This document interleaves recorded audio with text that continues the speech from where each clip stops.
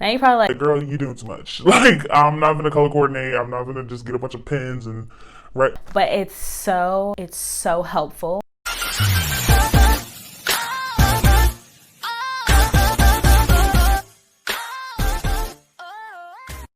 What is up, you guys? Danielle here, and welcome back to my channel. So happy to be back. Summer school kind of just went crazy on me for a second, and I was not able to, push out content like I want to.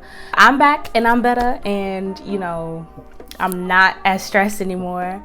But since school is about to start, or maybe it's already started for you, we're going to talk about 10 different ways to stay organized in college so that we can get to this 4.0. It's always 4.0 season. These are some things that are really going to be able to help you get, organized. If you guys enjoy this video, please give it a big thumbs up.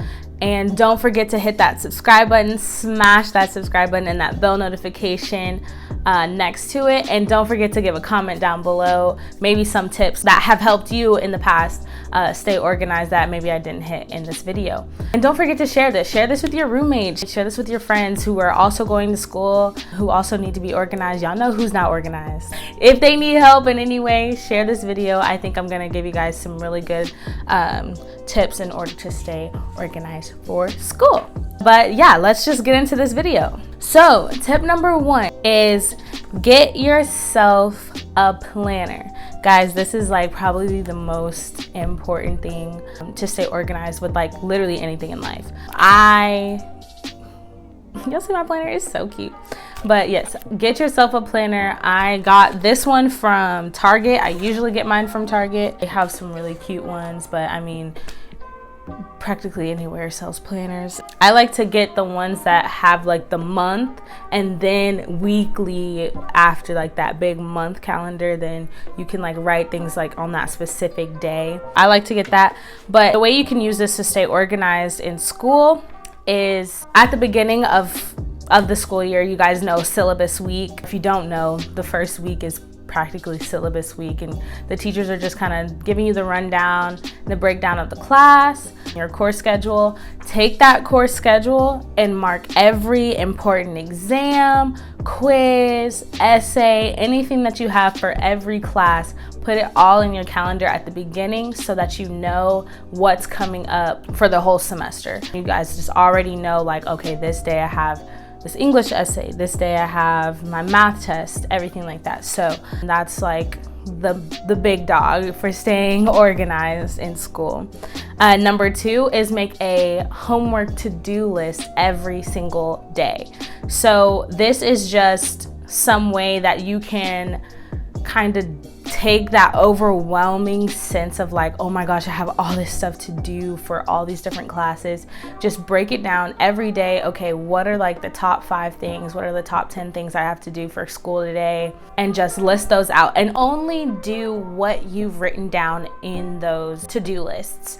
Like, don't, like, if you've written down, okay, these are the 10 things I'm gonna do today, don't do any more unless you literally just have like all the time in the world to get ahead. But don't do any more than that, because like you need a break. Overworking and just nonstop working is not healthy for anybody. So just kind of decompress and just take it day by day. List out your to-do list and just knock those things out. And this is something that's probably going to keep you really sane, because it can get to be a lot, honestly. Number 3, find ways to get ahead. This is something that, like, if you start at the beginning of the semester finding ways to just continuously get ahead in class, it's going to make the end of your semester so much easier. So like, once you've gone through like, 12 weeks, 14 weeks, and it's getting to that very end of the class, you don't want to be having to do so much because you didn't handle your business at the beginning of the semester.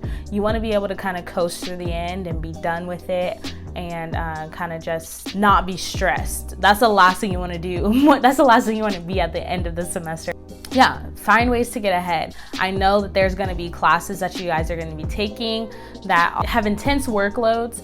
There also are probably going to be some classes that you can kind of find ways to get ahead in them because they're, I mean, maybe easier, something that you like probably really do enjoy, so you're more interested in doing that schoolwork. Just find ways, if there are any ways, to get ahead, and that will in turn make you more organized because you'll be able to focus on those heavy workloads and everything just get done. You know, that's the main goal. We're just trying to get everything done and done right so that you can get these good grades and get 4.0s. Number 4 is have study buddies and or accountability partners. This is very important. I feel like nobody should go through life at all alone. Talking to my college students here, most of you have probably, you know, moved from home and you're on campus. This is a new place, a whole bunch of new people, and then on top of that you have all this schoolwork to do. It's a lot of transitioning. It's a lot to take in. It's a lot to handle. So I feel like having those study buddies or accountability partners for your schoolwork can just kind of like lighten that load. So yeah, so just, you know, try to find someone in each class. Or, I mean, just try to find that one person who's just, you know, your friend that you guys can just kind of go to the library together or study in each other's rooms, whatever.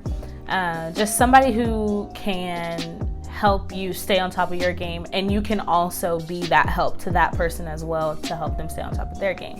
I do suggest finding people in your classes. That way you're kind of going through the class together and you're not having to handle all of this by yourself.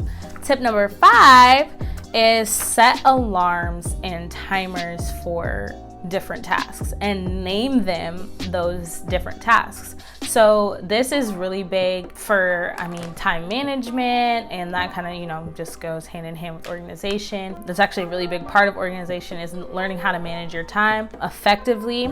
So when you're setting alarms for certain tasks, name your alarms that task. So when it comes up on your phone, it'll say like English Zoom call or time to study for math test. So that way, you know, once that alarm is set, once that alarm goes off, you know what you need to be spending your time on, what you need to be doing at that time.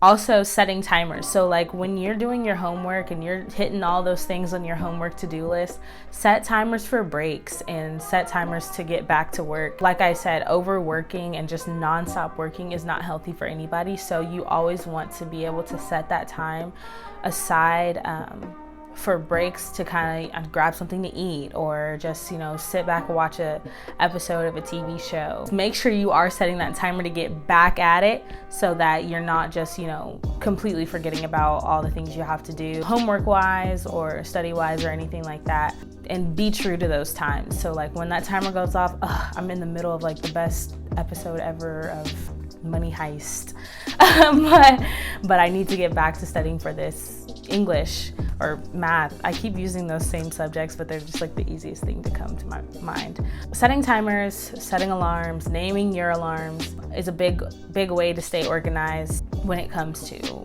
handling that workload for school. Number 6 is talk out loud to yourself.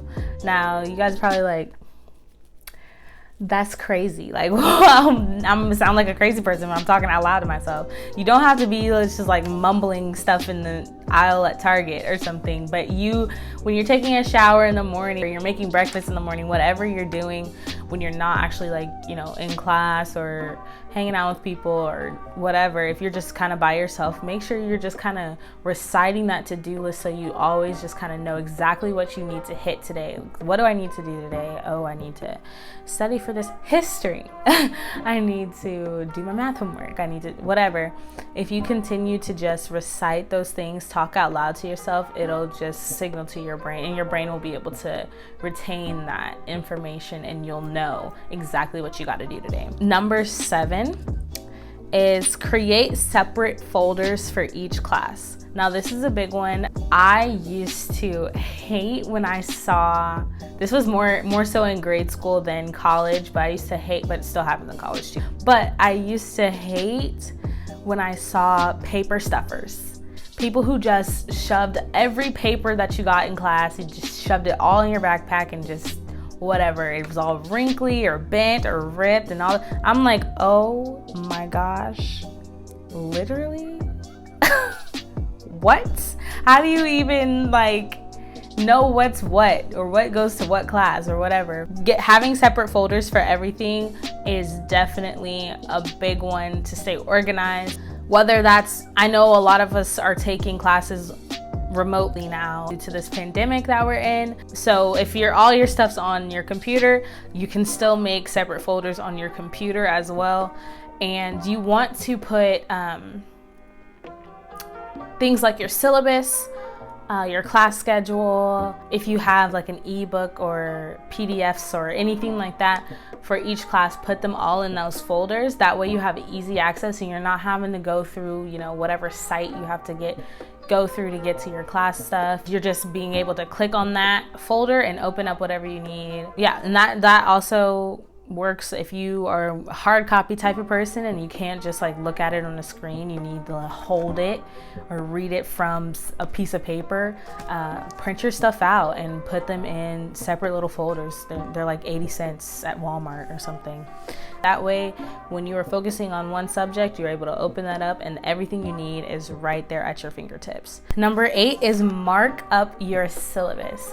Now, this is very, very important to me when it comes to staying organized and also knowing what I've done, what I need to get done. When you get your syllabus is the breakdown of everything. It's the breakdown of your whole class. The most important part of that syllabus is your class schedule. That's literally everything you're doing from day 1 to the last day. It should have dates and due dates and all that kind of stuff. Print that out. I'm a type of person who I like to print out my syllabus and I go straight to that class schedule, and everything that I've completed, I'm marking out with a highlighter. If we finished a chapter, I'm scratching out that whole chapter, but day by day, I'm marking out everything that I've done for that class so that I know, okay, I've done all this and this is the next thing up that I need to do. I would do the same thing for your homework to-do list every day as well. Just mark it out. When you're done, mark it out so that you don't even have to think about that anymore. Mark up your syllabus, mark up your homework to-do list, and it's very satisfying when you start seeing more markouts than you have left. So you're like, okay, we're at the tail end, we're at the home stretch. Number 9 is color coordinate each class in your planner. Now you're probably like, girl, you doing too much. I'm not gonna color coordinate. I'm not gonna just get a bunch of pens and write. But it's so helpful when you color coordinate all that stuff that you wrote in your planner. You can put like a little key at the top of your planner to see like, okay, purple is English, green is math, yellow is history, so on and so forth. That way you're not having, when you're writing out exam 1, exam 2, exam 3, essay 1, quiz 3, all that kind of stuff, if you just write exam 1 in blue, I forgot which subject I said was blue, but that would be your subject. I don't even think I said a subject was blue, but it doesn't matter. You get what I'm saying. That would be that exam. So I know I said yellow was history, I think. So if I wrote exam 3 in yellow, I know that's history exam 3, rather than writing everything with a black or blue pen and you have to write history exam 3, math test 1. If you just write it in the color, then you already know what subject that is. I think that's something that it's very small, but it helps a lot. Number 10 is have a clean workspace. You probably don't even realize just how helpful that is to you when you're trying to accomplish something. Having a clean space is so important because you don't want to have to throw your desk in your room every time you think you lost your pen. If you have everything where it needs to be, it's easy access, it's right at your fingertips, and you never have to worry about where it is because you keep it in the same spot every time. So that's just one less thing you have to think about when you're trying to focus on doing your schoolwork. It's I feel like when there's a bunch of clutter, I'm like, oh my God, I can't even focus right now. I'm overwhelmed. There's a bunch of clutter. I have a bunch of stuff to do. There's a bunch of stuff. Just a bunch of, yeah. So cleaning your workspace is probably one of the best things you can do for your organization for school. Well, that is it. That is all the tips I had for you today. Be sure to comment down below anything that I didn't hit that helps you a lot with your organization in school. I'd love to hear from you. Don't forget to smash that subscribe button and give this video a big thumbs up if you liked it, if you got anything valuable from it. Don't forget to share this video, you guys, and I hope you enjoyed it, and I'll see you guys in my next video. Bye.